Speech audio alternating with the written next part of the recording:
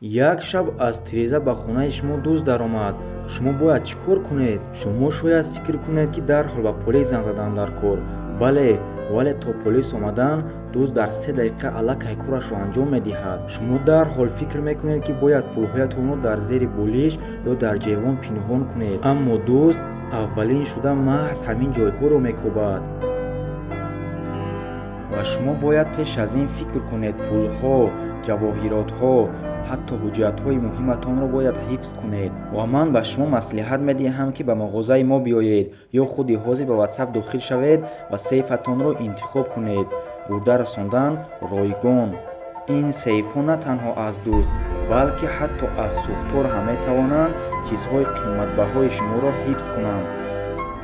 амниятро имрӯз таъмин кун, шояд пагоҳ дер шавад.